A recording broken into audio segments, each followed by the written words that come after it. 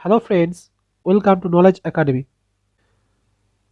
পশ্চিমবঙ্গ পুলিশের বিভিন্ন এক্সামকে টার্গেট করে আমাদের এই প্র্যাকটিস সেটটি।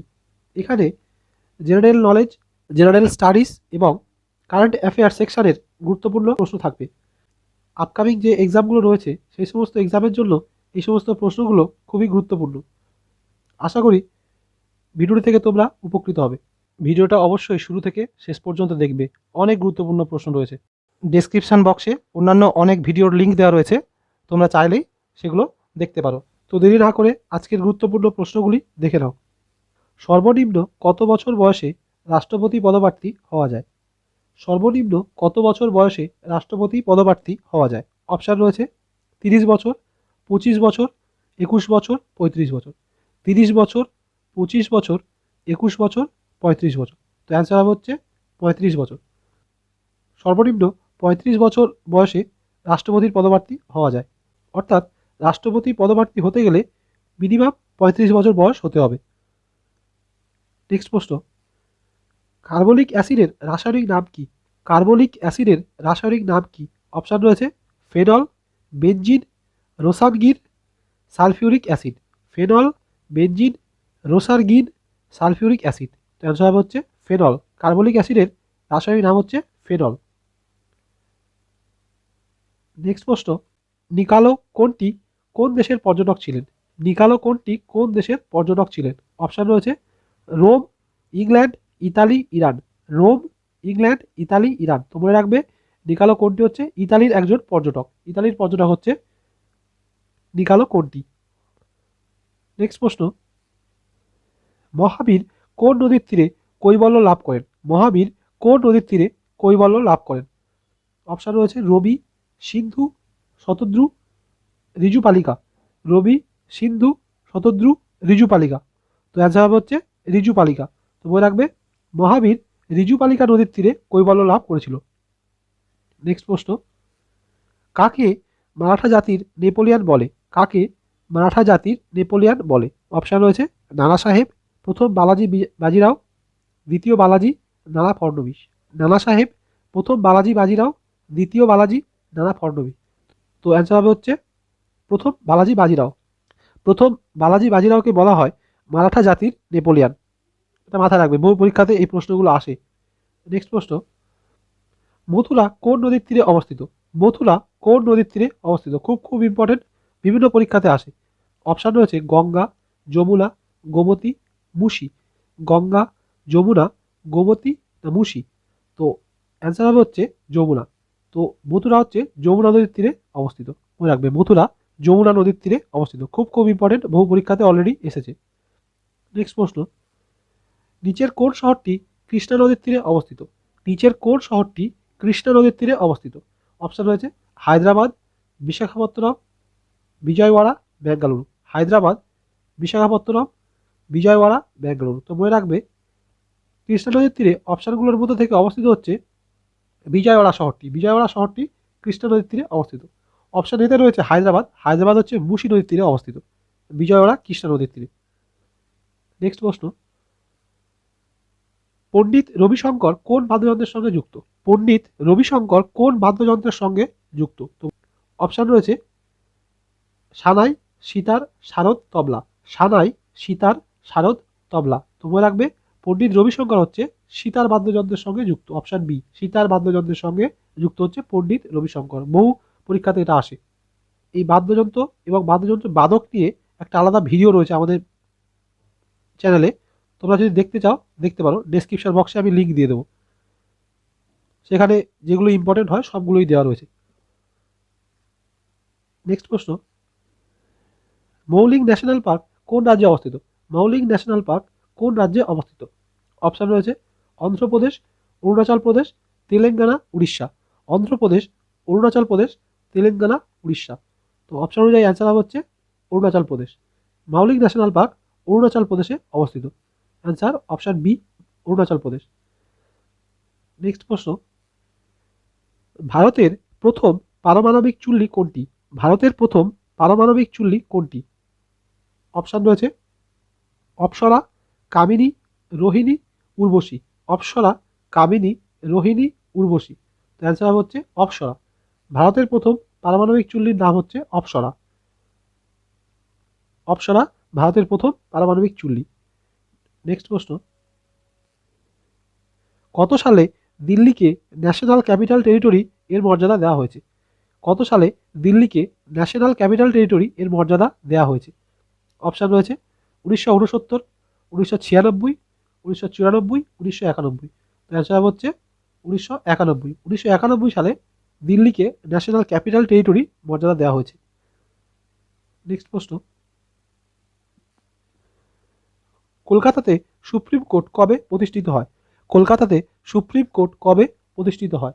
অপশান রয়েছে 1974, 1973, 1885, 1833। তো মনে রাখবে, কলকাতাতে সুপ্রিম কোর্ট প্রতিষ্ঠিত হয়েছিল 1774 সালে। অপশান এ অ্যান্সার হবে। 1774 সালে কলকাতাতে সুপ্রিম কোর্ট প্রতিষ্ঠিত হয়েছিল। নেক্সট প্রশ্ন, ইবান বতুতা কার সময় ভারতে আসেন? ইবান বতুতা কার সময় ভারতে আসেন? অপশান রয়েছে আলাউদ্দিন খলজি, ফিরোজ শাহ তুগলক, মোহাম্মদ বিন তুগলক, ইলতুৎমিশ।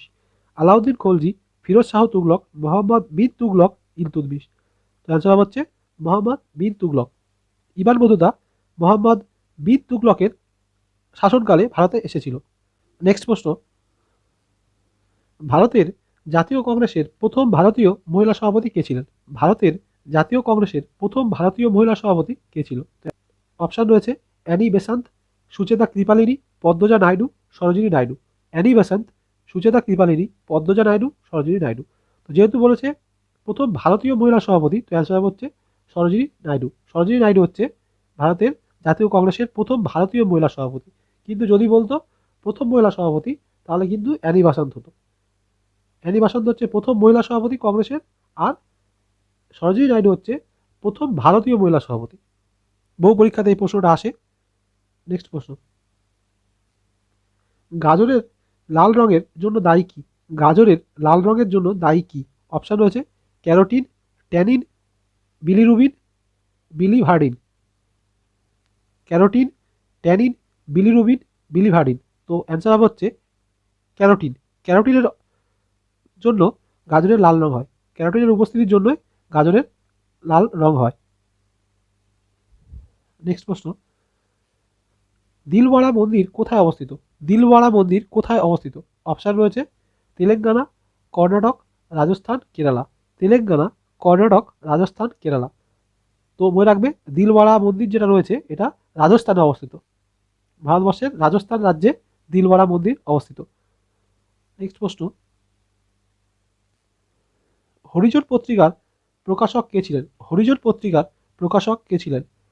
অপশান রয়েছে মহাত্মা গান্ধী, লালা লাজপত রায়, বাল গঙ্গাধর তিলক, বি আর আম্বেদকর। মহাত্মা গান্ধী, লালা লাজপত রায়, বাল গঙ্গাধর তিলক, বি আর আম্বেদকর। তো মনে রাখবে, হরিজন পত্রিকার প্রকাশক হচ্ছে Mahatma Gandhi. Option A answer. Mahatma Gandhi হচ্ছে হরিজন পত্রিকার প্রকাশক। নেক্সট প্রশ্ন,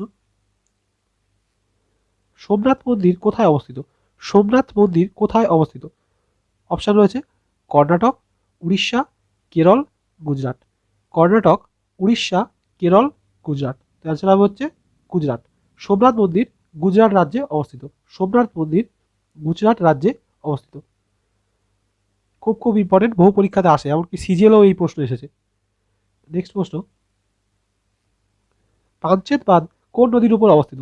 পাঞ্চেত বাঁধ কোন নদীর উপর অবস্থিত? অপশান রয়েছে দামোদর, কৃষ্ণা, কাবেরী, গঙ্গা। দামোদর, কৃষ্ণা, কাবেরী, গঙ্গা। তো মনে রাখবে, পাঞ্চেত বাঁধ হচ্ছে দামোদর নদীর উপর অবস্থিত।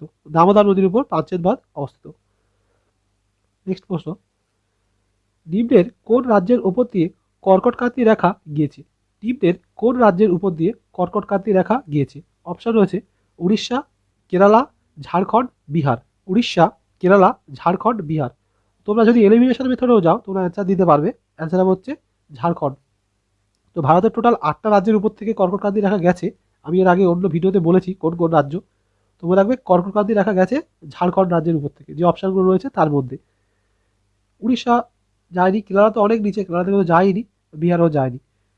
উত্তর হবে ঝাড়খণ্ড। নেক্সট প্রশ্ন, ইন্ডিয়া উইন্স ফ্রিডম গ্রন্থটি কে লিখেছিলেন?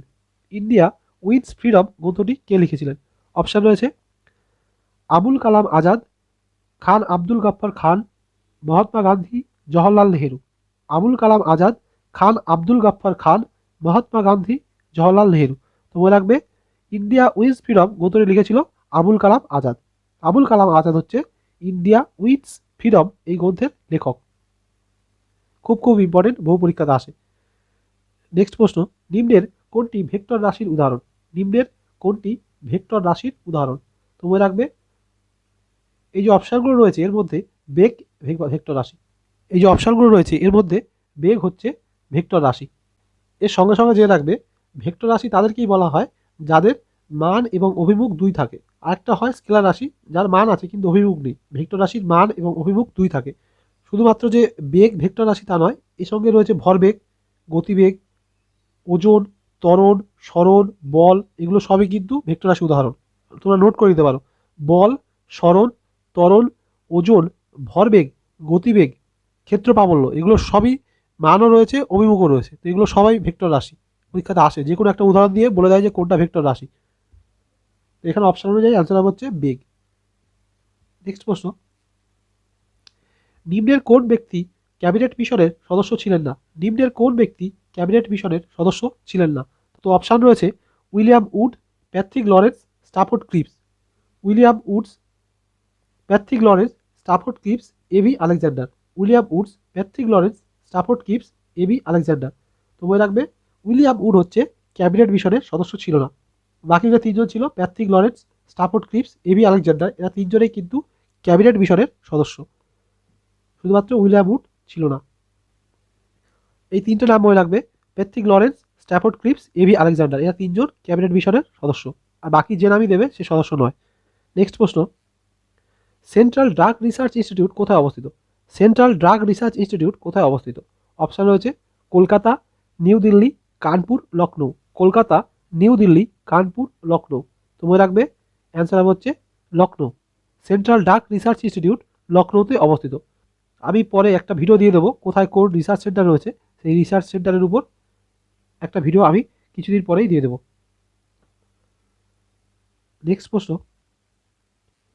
পাবলিক অ্যাকাউন্টস কমিটি এর সদস্য সংখ্যা কত? পাবলিক অ্যাকাউন্টস কমিটি এর সদস্য সংখ্যা কত? যাকে শর্টকাটে প্যাক বলে। প্যাক বা পাবলিক অ্যাকাউন্টস কমিটির সদস্য সংখ্যা কত? অপশান রয়েছে 15 জন, 22 জন, 7 জন, 20 জন। 15 জন, 22 জন, 7 জন, 20 জন। তো অ্যান্সার হচ্ছে 22 জন। প্যাকের সদস্য সংখ্যা হচ্ছে 22 জন। তো আজকে এই পর্যন্ত, পরের দিনে আরও একটা এরকম ভিডিও দিয়ে দেবো। আশা করি এই ভিডিও থেকে তোমরা উপকৃত হবে। তোমরা বই পড়তে থাকো এবং এই প্র্যাকটিস সেট থেকে প্র্যাকটিস করো। এইসব প্রশ্নগুলো বিভিন্ন পরীক্ষাতে আসে এবং আপকামিং এক্সামের জন্য ইম্পর্টেন্ট। পশ্চিমবঙ্গ পুলিশের বহু পরীক্ষাতে অলরেডি এই প্রশ্নগুলো এসেছে এবং বিভিন্ন পরীক্ষাতে আসে, শুধুমাত্র যে পশ্চিমবঙ্গ পুলিশ তা নয়, বিভিন্ন পরীক্ষাতে এই প্রশ্নগুলো আসে। আশা করি এগুলো তোমাদের আপকামিং এক্সামেও আসবে। ধন্যবাদ।